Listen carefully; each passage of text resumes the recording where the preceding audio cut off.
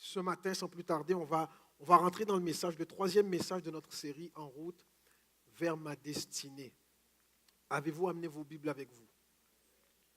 Et donc, je vous invite à les ouvrir et on va lire une portion qui se trouve dans Marc au chapitre 2 et je vais lire les versets 1 à 12. Marc, chapitre 2, les versets 1 à 12.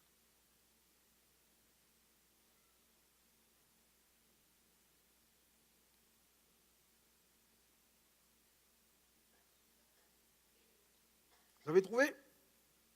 D'accord. Marc chapitre 2, 1 à 12. Moi, je lis dans la version Louis II.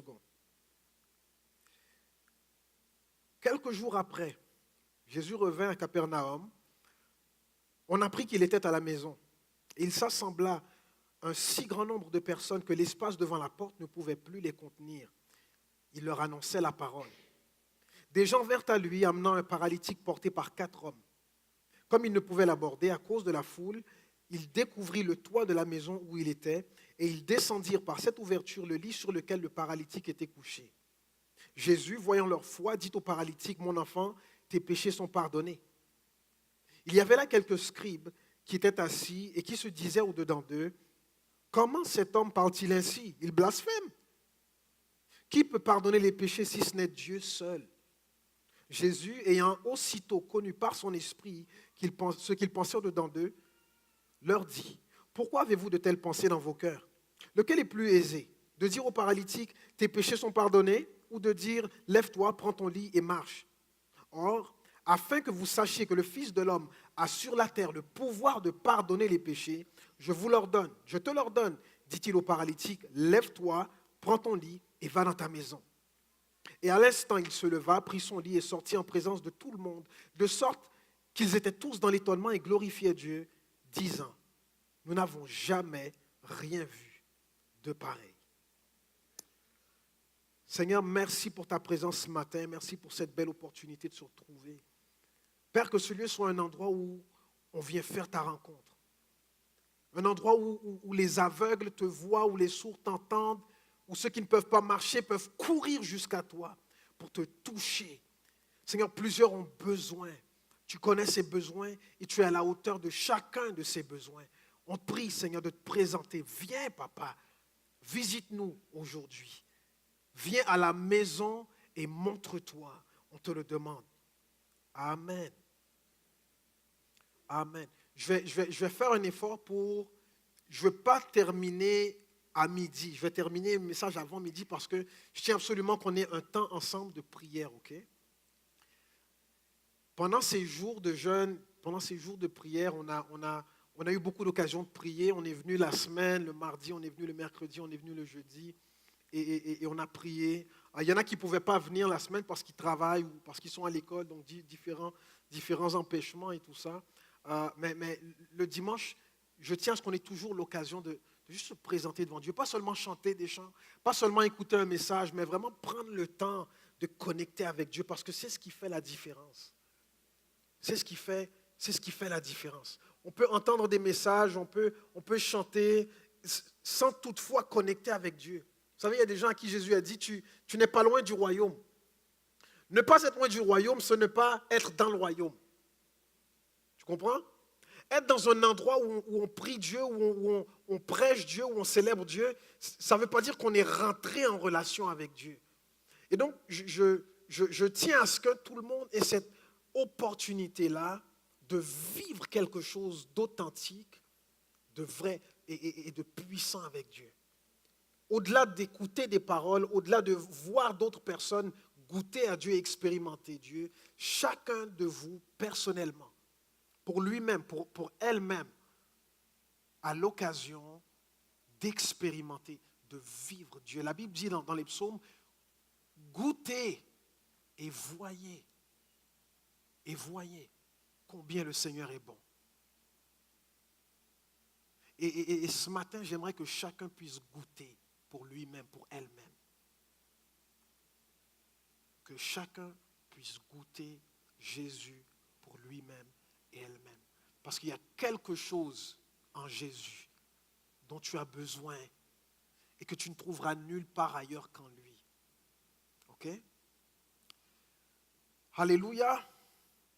La semaine dernière, on a parlé d'Abraham, l'appel de Dieu sur la vie d'Abraham. Et on a vu comment Dieu a demandé à Abraham de quitter son pays, quitter la maison de son père pour aller vers le pays de sa destinée, aller à Canaan. J'espère qu'en écoutant ce message-là, plusieurs ont pris conscience de l'appel qui est sur leur vie. Et j'espère aussi que toutes ces personnes-là ont commencé à cheminer, si ce n'était pas déjà le cas, ont commencé à cheminer dans la direction de l'appel de Dieu pour votre vie. Entre dans ta destinée. C'est le message que je veux graver dans vos cœurs dans ces jours. Entrez dans votre destinée. Et Abraham, on a vu qu'il a quitté sa maison, il n'a pas quitté sa famille, mais il a quitté son pays. Et en direction vers Canaan, il s'est arrêté à mi-chemin, il s'est arrêté à Haran. Et puis il n'a pas été plus loin jusqu'à ce que Dieu l'appelle une deuxième fois à quitter. Et peut-être qu'il y a des gens ici qui disent, mais Abraham, il a fait un bout de chemin, et je connais des personnes qui ont fait un bout de chemin, qui cheminent vers leur destinée selon la volonté de Dieu, mais moi, je n'arrive même pas à sortir de ma situation. Je n'arrive même pas à quitter le point de départ. Je suis comme bloqué, comme paralysé. J'aimerais bien avancer, mais je ne sais même pas comment, et je ne sais même pas de quelle façon je pourrais sortir de cette paralysie-là pour avancer sur la voie que Dieu a tracée pour moi. Est-ce qu'il y a des gens parfois qui se sentent bloqués, comme si tu n'arrives pas à avancer, tu ne sais pas comment faire, tu n'as pas la solution. Tout ce que tu sais, c'est que tu veux aller là-bas, mais que tu es pogné là parce qu'il y a quelque chose qui te bloque. Une situation familiale peut-être, de santé, une situation financière, peut-être quelque chose de spirituel qui t'empêche d'avancer. Et les seules fois que tu peux bouger un peu, c'est quand il y a des gens qui te portent, c'est quand il y a des gens qui prient pour toi, c'est quand il y a des gens qui t'encouragent, c'est quand il y a des gens qui te tirent pour te faire avancer un peu. Sinon, par toi-même, tu es incapable d'avancer. Tu es paralysé, tu es pogné là. Et tu te dis que j'aimerais ça, moi, pouvoir avancer tout seul. Je suis reconnaissant pour tous les gens qui sont autour de moi. Je suis reconnaissant pour mes amis. Je suis reconnaissant pour les personnes qui passent par mon chemin, qui me donnent un coup de pouce, mais j'aimerais ça, moi, pouvoir marcher moi-même. J'aimerais ça pouvoir sortir de ma situation. Si c'est financier, j'aimerais ça ne plus dépendre de l'aide des autres, même si elle est appréciée, cette aide. Si c'est familial, j'aimerais ça vivre une situation familiale qui est épanouissante, qui est pleine de joie, pleine de paix, et pas seulement voir les autres avancer. Moi, j'aimerais un jour trouver l'âme sœur, j'aimerais me marier. Tout le monde se marie autour de moi. Moi, je suis comme bloqué dans le célibat. Il y a quelque chose qui me garde là et je veux sortir de là, j'arrive pas. J'ai tout essayé. J'ai tout essayé. Tout le monde avance. Tout le monde avance. Tout le monde avance. Et moi, je reste là, sur mon lit, paralysé, couché. Et il y a des gens qui me regardent là, qui pensent que je suis assis ou couché là parce que je suis paresseux. Ils ne comprennent pas que je suis paralysé dans cette situation-là. Est-ce que vous êtes déjà trouvé dans une situation dans laquelle vous n'arriviez pas à sortir et les gens vous jugeaient?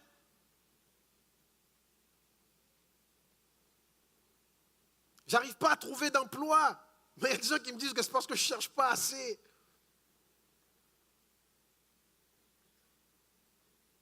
Ils ne comprennent pas ma situation. Je suis paralysé. Et même quand je parle à mes membres, même quand je prie, j'ordonne même à mes membres de bouger, ils ne m'obéissent pas. Quelqu'un m'a dit que je pouvais prophétiser sur ma situation. Même quand je prophétise sur ma situation, il n'y a rien qui bouge. Ça reste paralysé. Et donc, je continue d'attendre que quelqu'un vienne m'aider, quelqu'un vienne me porter, quelqu'un vienne me pousser pour me déplacer, pour faire un pas en avant. En fait, ce n'est pas grâce à mes pas que j'avance, c'est grâce aux pas des autres. Tant que je me colle à certaines personnes, je semble avancer, mais ce n'est pas moi qui avance en réalité, c'est eux. Quelqu'un s'est déjà senti comme ça? Tu te colles aux gens qui avancent, parce que toi, tu ne peux pas. Et même si c'est vrai qu'en te collant avec des gens qui avancent, alors que tu es paralysé, C'est déjà mieux que de ne pas avancer du tout. Mais à un moment donné, il y a quelque chose, il y a un cri dans ton cœur. Il y a un cri dans ton cœur pour que toi aussi tu puisses te lever et marcher et avancer comme les autres. Comme les autres. Spirituellement, je veux grandir. Ça fait 5 ans, ça fait 10 ans, ça fait 15 ans que je suis chrétien et spirituellement, j'ai le sentiment que je n'avance pas plus. Je n'ai pas 15 ans d'expérience, j'ai 1 an d'expérience 15 fois. C'est toujours les mêmes expériences, la même compréhension, les mêmes choses qui se répètent. Et je n'ai pas le sentiment d'aller plus loin. Je suis comme paralysé. Mais qu'est-ce qui bloque? On me dit, rentre dans ta destinée. Je veux bien. Mais tu n'as pas vu mes gens ne répondent pas. Tous mes rêves, tous mes projets, toutes mes aspirations. Il n'y a rien qui bouge. Il n'y a rien qui bouge. Il n'y a rien qui bouge. Ce matin, j'ai un message d'espoir pour toi. Jésus est à la maison. Le texte qu'on vient de lire commence par dire « Jésus revint à Capernaum et on apprit qu'il était à la maison. » Waouh! Ça, c'est une bonne nouvelle. Est-ce que tu peux juste dire à la personne à côté de toi « Jésus est à la maison » ? Jésus est à la maison et ça, c'est une bonne nouvelle pour toi ce matin. Jésus voyage partout, il prêche, il fait des miracles, il guérit les malades, il annonce le royaume de Dieu. Et pour ceux qui ne peuvent pas bouger, Jésus est venu à la maison. Il n'est pas loin. Tu ne pouvais pas le suivre là-bas, tu ne pouvais pas le suivre par ici, mais Jésus est venu maintenant. Il vient vers toi et il est là. Et la question c'est, maintenant qu'il est à la maison, quelle est ta détermination pour le toucher, pour le voir, pour avoir un entretien avec lui, pour avoir une rencontre avec lui? S'il y a une chose qui est importante pour moi, c'est qu'à Gospel Vie, on soit une maison, un endroit où les gens peuvent rencontrer Jésus. Plus que juste venir participer à une célébration religieuse, plus que juste venir pour entendre des belles paroles, plus pour venir écouter de la musique et chanter, un endroit où on vient pour rencontrer Jésus. Qui que tu sois, quel que soit ton besoin, quel que soit ton défi ou ta difficulté. Et ce matin, je veux, qui que tu sois, je veux que tu rencontres Jésus. Même si tu n'as jamais entendu parler de lui avant aujourd'hui, ce matin, de tout mon cœur, je veux que tu rencontres Jésus. Parce qu'il est à la maison. Il est à la maison. Peu importe où Jésus est, il attire des gens. Tout le monde, quand on entend parler de Jésus, ok, il est là, il faut y aller. Vous savez, parfois, il y a des gens qui voyagent pour aller dans des conférences aux États-Unis, des fois dans d'autres pays, parce qu'ils ont entendu dire qu'il y a un homme de Dieu qui passe par là, il y a un prédicateur célèbre qui passe par là, et on ne veut pas manquer l'occasion d'aller expérimenter quelque chose, n'est-ce pas? Mais quand c'est Jésus qui est là, qu'est-ce qu'on ne serait pas prêt à faire pour obtenir un rendez-vous avec lui? Quand Jésus est à la maison, et que tu as son adresse, ne manque pas l'occasion, ne manque pas l'opportunité de venir le rencontrer. Amen. Et si avant on ne savait pas toujours où trouver Jésus, où aller pour le prendre d'avance, quand on apprend qu'il est à la maison, là tout le monde vient. Et il y a tellement de gens, la Bible nous dit qu'il n'y a plus de place devant la porte. Il n'y a plus de place. Tout le monde est là. Et on nous dit qu'il annonçait la parole. Jésus parlait du royaume de Dieu. Et quand Jésus est quelque part, il y a au moins 2 choses qui se passent. 1, la parole est prêchée. Donc on annonce la parole.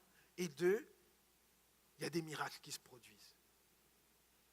Jésus ne pouvait pas aller quelque part sans qu'il y ait un miracle. Sans qu'il y ait des gens qui reçoivent la guérison dont ils ont besoin. Guérison du cœur ou guérison du corps. Là où Jésus se tient, la parole est annoncée, et la puissance de Dieu est manifestée. Et donc les gens viennent, ils affluent vers sa maison pour au moins deux choses, entendre sa parole ou avoir un rendez-vous avec lui, le rencontrer, face à face. Des fois, c'est bien d'entendre ce que Jésus a fait pour les autres. C'est bien d'entendre ce que Jésus a fait par ici ou par là-bas. Mais à un moment donné, si vous êtes comme moi, vous voulez le rencontrer face à face. Et mon frère, je suis reconnaissant pour ton témoignage, c'est super, vraiment là, mais là c'est mon tour. C'est vrai ou pas? Je ne veux pas me contenter des témoignages des autres. Je suis reconnaissant pour le témoignage des autres, parce que ça me dit que Dieu agit encore, que Dieu est vivant, que Dieu est grand, il est bon. Mais moi, je veux aussi mon témoignage. Moi aussi, je veux le rencontrer. Moi aussi, je veux avoir le numéro de Jésus dans mon cellulaire. Ce n'est pas juste pour vous. Moi aussi, je veux pouvoir rencontrer, toucher Jésus, l'entendre, le voir face à face. Et là, il est là à la maison. Et alors qu'il est là, on nous dit que des gens amènent vers Jésus 4 hommes portant un paralytique. Donc, il n'y a pas seulement que les 4 amis de cet homme-là dont on ignore le nom, en fait. Il n'y a pas seulement ces 4 amis qui l'aident à se rendre jusqu'à Jésus. Il y a des gens, on dit il y a des gens qui amènent 4 hommes portant un paralytique sur un lit. Et ils arrivent là et ils s'aperçoivent qu'il n'y a pas de place. On ne peut pas passer. On ne peut pas passer. On voudrait bien, mais on ne peut pas passer. Obstacle numéro 1. Ça vous arrive d'avoir des obstacles quand vous voulez obtenir quelque chose de Dieu? Oui? Et qu'est-ce que vous faites? Bon, ben, il y a trop de monde, désolé, on ne peut pas. On va te ramener chez toi, on va réessayer demain. On fait ça? Ça vous arrive de commencer à prier, puis vous vous découragez, vous arrêtez, je prierai encore demain? Il n'y a que moi qui a déjà fait ça? Des fois, on veut quelque chose de Dieu et au début, on semble déterminé. Alors on pousse, on demande de l'aide, on demande à des gens de prier pour nous, on demande à des gens de nous supporter, de nous baquer, comme on dit. Mais à un moment donné, il y a des obstacles, ça devient difficile, ça devient compliqué, l'accès n'est pas là, c'est peut-être pas le temps. Mais ces gens-là n'étaient pas prêts à retourner à la maison. Ces gens n'étaient pas prêts à retourner à la maison. Et moi, je pense que Dieu aime voir des gens qui refusent de retourner à la maison avant d'avoir obtenu une audience. Je me rappelle une fois, j'étais dans ma chambre et j'étais en train de prier et je voulais expérimenter la présence de Dieu. Et donc, j'ai verrouillé la porte et je me suis mis à chercher Dieu comme ça dans ma chambre. Et là, il ne se passait rien, je ne chantais rien, c'était juste moi, les yeux fermés dans ma chambre et je disais, Seigneur, tu ne vas nulle part. Tu me touches aujourd'hui, ok, ou rien. Tu vas nulle part. Même si tu as d'autres miracles à faire à gauche, je m'en fiche. Aujourd'hui, toi et moi, on a un rendez-vous. Je veux te voir, je veux te toucher. Je ne fais rien d'autre. Et là, bizarrement, c'est à ce moment-là qu'il y a quelqu'un dans ma famille qui frappe à la porte, qui a besoin de me parler. Et puis là, moi, je reste là, les yeux, je dis non, je ne veux rien savoir, je n'ai pas le temps pour ça. Seigneur, et je cherche, je prie, je vide mon cœur, je donne tout ce que j'ai, je cherche Dieu. Pendant ce temps-là, à la porte, Kevin, qu'est-ce que tu fais? Pas le temps, je ne les occupe pas. Je ne voulais rien savoir, parce que ce moment-là que j'avais avec Dieu était plus important. Et je cherchais, je poussais. Non, tu vas te manifester, tu vas te montrer à moi, tu vas me parler, tu vas me dire quelque chose, tu vas faire quelque chose, mais ce n'est pas vrai. Ce n'est pas vrai que je vais arrêter de prier sans avoir rien reçu de ta part.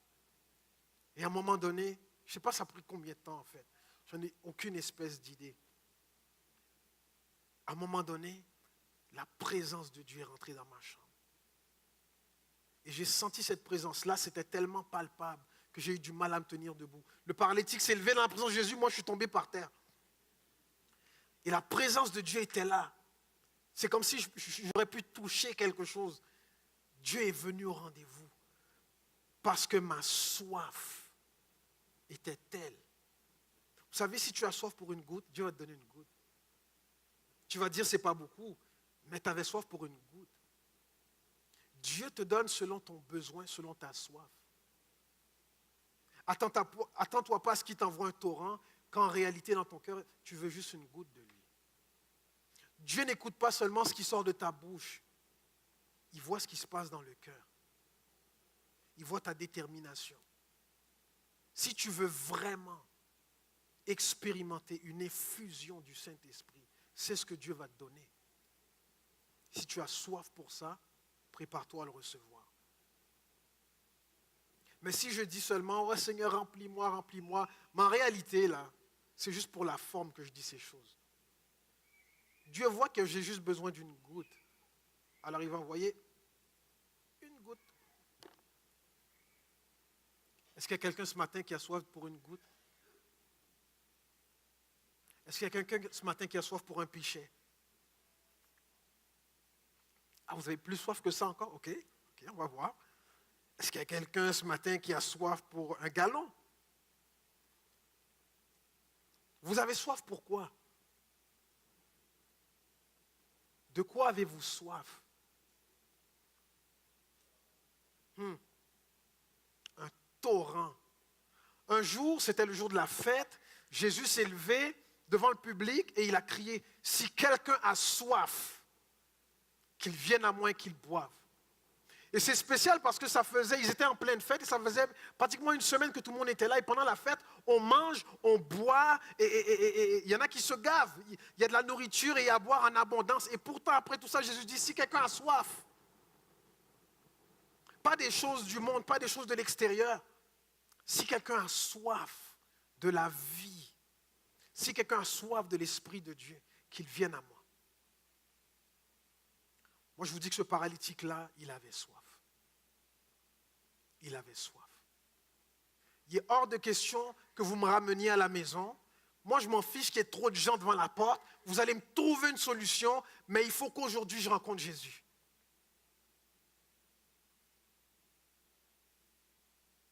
Aujourd'hui, je dois rencontrer Jésus. Et s'il y a une personne qui lui a dit non, laisse faire, on oublie ça, il y a pas de... Moi, je suis sûr qu'il l'a menacé. Il est paralysé, il ne peut pas faire grand-chose, right? Mais je suis sûr qu'il pouvait parler puis menacer les gens. Non, tu m'amènes là-bas, mon gars, là, sinon, là, je t'arrache la tête. Je ne sais pas à quoi tu vas faire ça. Mais il était déterminé. Et donc, il trouve une solution, les gars, quelque chose d'impensable. Ils arrachent le toit de la maison. Mais qui arrache le toit de la maison? Qui fait ça? Ce n'est pas chez vous. Moi, est-ce que je viens chez toi et je me mets à arracher des portes? Non. Ils arrachent le toit pour faire descendre le lit. Vous savez, parfois, quand tu veux absolument rencontrer Dieu et qu'il y a des obstacles, parfois, il y a des choses qu'il faut ôter.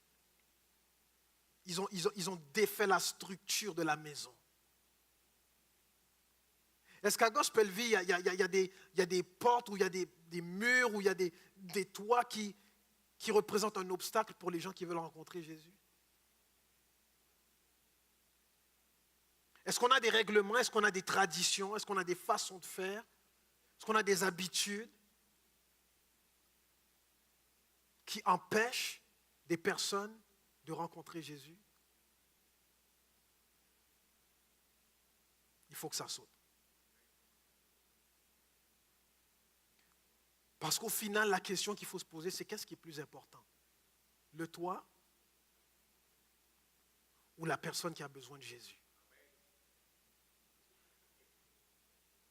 Un toit, c'est important. Ça ne veut pas dire que c'est une chose mauvaise. C'est important, un toit, ça nous protège des intempéries. C'est beau, un toit sur une maison, n'est-ce pas? Mais là, il y a quelqu'un qui a besoin de rencontrer Jésus. Et à chaque fois que tu voudras rencontrer Jésus, il y aura des obstacles. Il y aura des obstacles. Jésus est à la maison, ce n'est pas compliqué. On a son adresse, on a juste à y aller. Sauf que même là, il y a des obstacles. Qu'est-ce que je fais? Je retourne chez moi ou je trouve un moyen de rentrer quand même? Je ne sais pas pour vous, mais moi, je ne rentre pas à la maison. Parce que là, je suis bloqué, je suis paralysé et j'ai besoin d'avancer. Et ma solution, la seule option que j'ai, c'est de rencontrer Jésus. Parce que quand tu rencontres Jésus, il n'y a plus rien qui peut te paralyser. Il y a quelqu'un ce matin qui a besoin de rencontrer Jésus pour sortir de sa paralysie.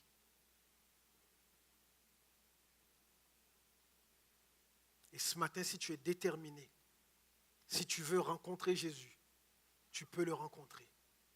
Gratis en plus. Gratis. Si tu veux rencontrer Jésus, tu peux le rencontrer. Le fait d'avoir plein d'amis, ça ne suffisait pas pour le faire avancer. Il faut franchir les obstacles. Il y a plusieurs obstacles qui peuvent nous empêcher d'avoir une expérience avec Jésus. Parfois, ces obstacles-là, c'est des gens animés d'un esprit religieux. Un jour, Jésus a dit à des chefs religieux, il leur dit, « Vous n'entrez pas dans le royaume et vous fermez la porte à ceux qui veulent entrer. » Avec toutes vos lois, vos coutumes, toutes vos façons de faire, tous vos jugements, vous empêchez ceux qui veulent entrer d'entrer, vous fermez la porte. Des fois, tu veux rencontrer Jésus. Vous savez, quelqu'un m'a déjà dit, ça ne s'est pas passé ici, merci Seigneur, ça ne veut pas dire qu'on est parfait, mais elle me dit, elle a visité une église, je ne dirai pas laquelle, présentée à la porte, ce n'est pas quelqu'un qui était très habituel à l'église, ok? Et puis le placier à l'arrière lui a dit, ben, moi à ta place, j'irais me changer avant de venir au culte. Tu sais, je m'habillerais mieux.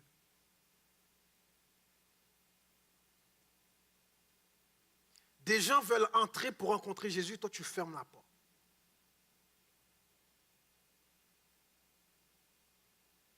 C'est gentil, hein? Parfois, l'esprit de religiosité représente un obstacle tellement frustrant pour les gens qui veulent rencontrer Jésus. Un autre obstacle, ça peut être le péché. Dans Isaïe 59, le premier verset, Dieu il parle, il dit, mais ma main n'est pas trop courte. Le problème, ce n'est pas que je ne suis pas capable d'agir, ce n'est pas que je ne suis pas capable d'intervenir, mais c'est que vos péchés mettent une séparation. Il y a une différence entre succomber à la tentation, okay, et commettre une faute, et vivre avec, en commettant un péché comme si c'était normal, c'est accepter, c'est la vie que je vis, même si c'est en contradiction avec l'idéal de Dieu pour moi. Il y a une séparation là.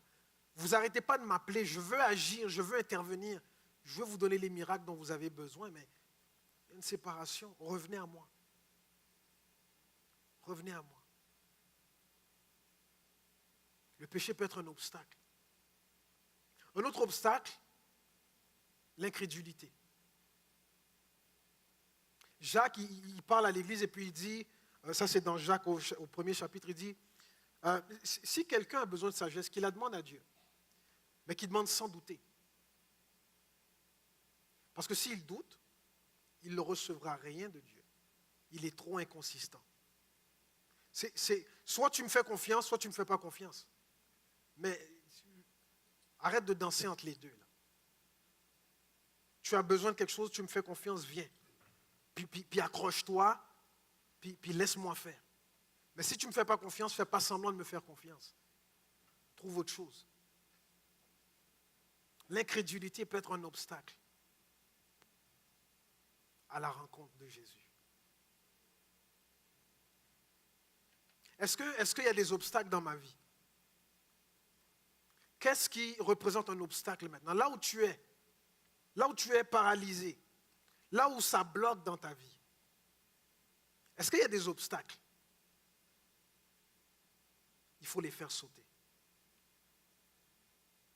Et même si ces obstacles-là sont des choses qui semblent bonnes, qui ne sont pas mauvaises en soi, mais si ça t'empêche d'aller toucher Jésus, il faut que ça saute. Un toit, c'est important, ce n'est pas une mauvaise chose, mais Mais là, cet homme-là est plus important que toi. Et c'est ce qui fait la différence entre quelqu'un qui est animé d'un esprit de religiosité et quelqu'un qui est ouvert d'esprit et ouvert à l'esprit de Dieu. La personne religieuse va dire non, non, non, non, non, le toit est important. Il reviendra quand il y aura de la place. Rentre chez toi, tu reviendras quand tu seras bien habillé.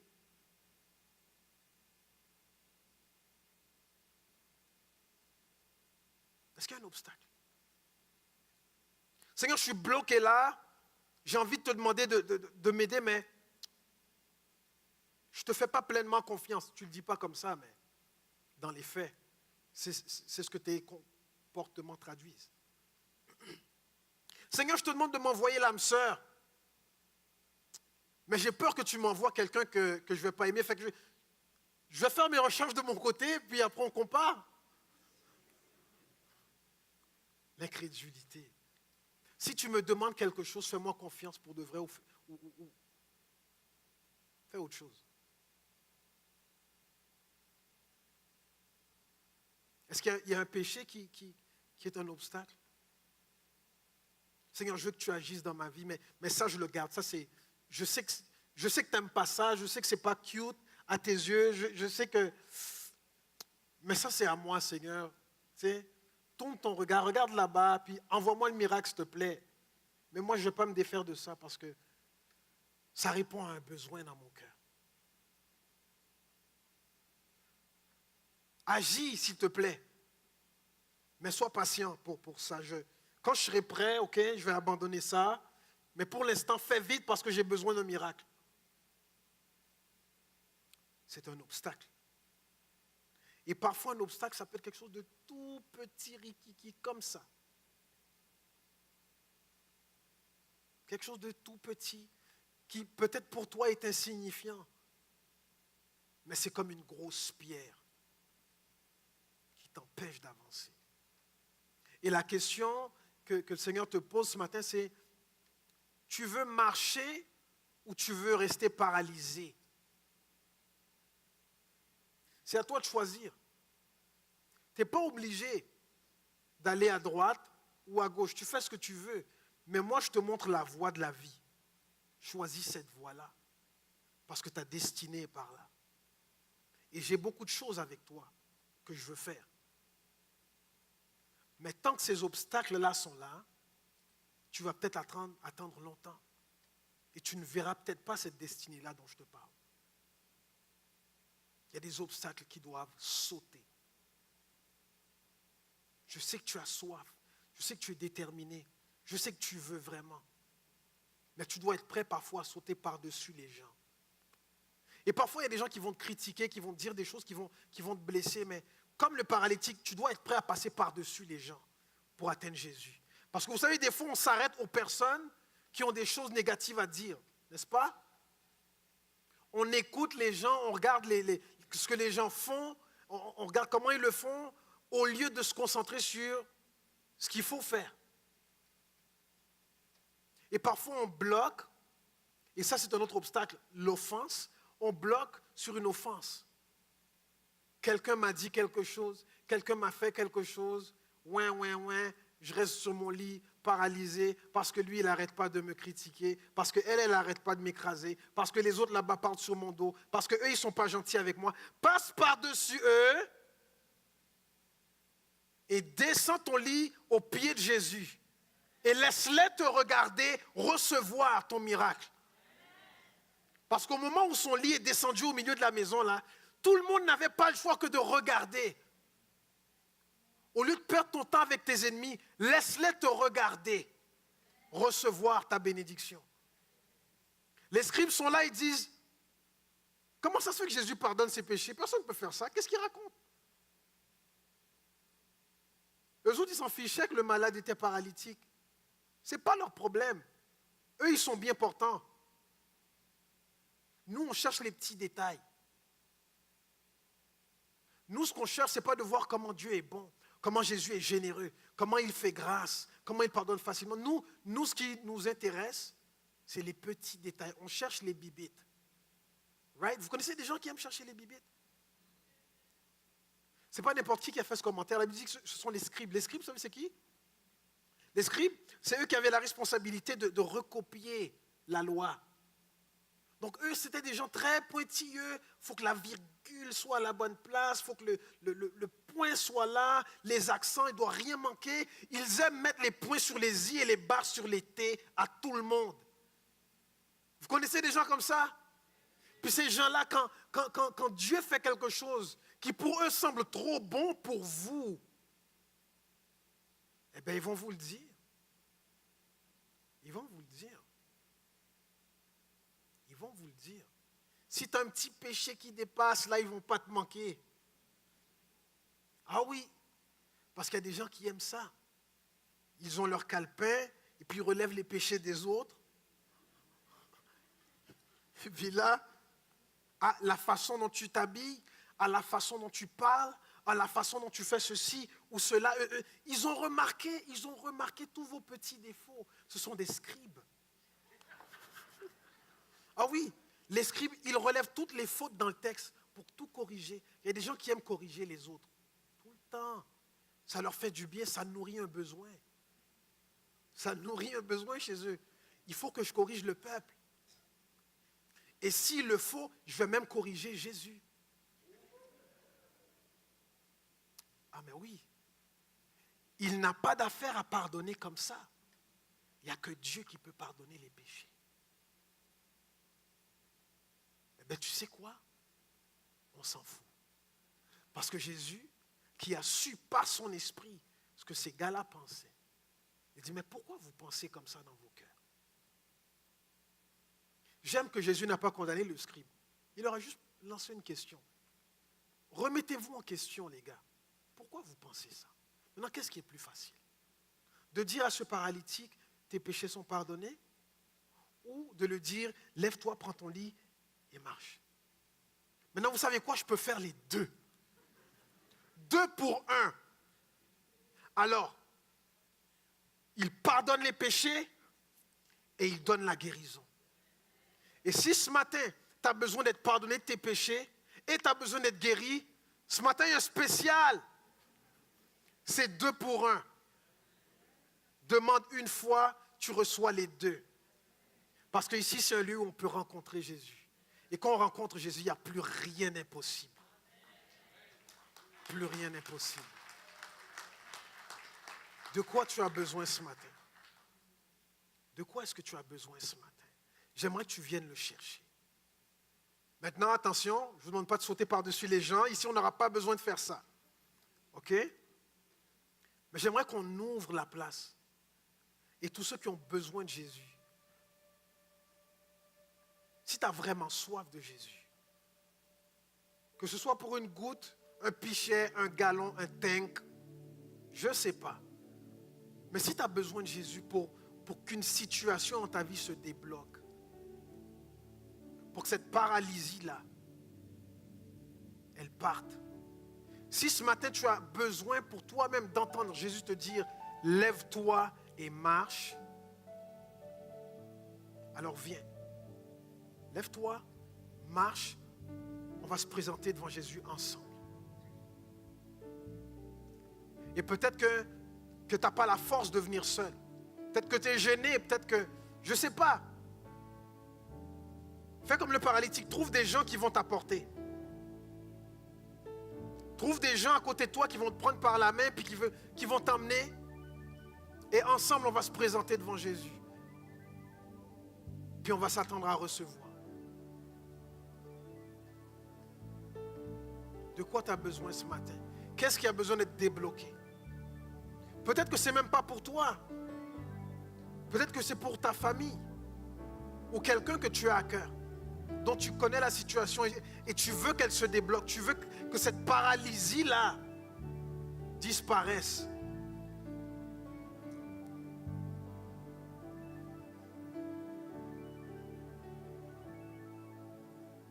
Et si tu ne connais pas Dieu ce matin, si tu ne connais pas Jésus, si tu n'as jamais donné ton cœur à Jésus, j'ai une nouvelle pour toi ce matin, tu es paralysé. Si tu n'as jamais donné ton cœur à Jésus, Spirituellement, tu es paralysé. Mais aujourd'hui, tu peux être guéri. La Bible nous dit que par les meurtrissures de Jésus, nous sommes guéris.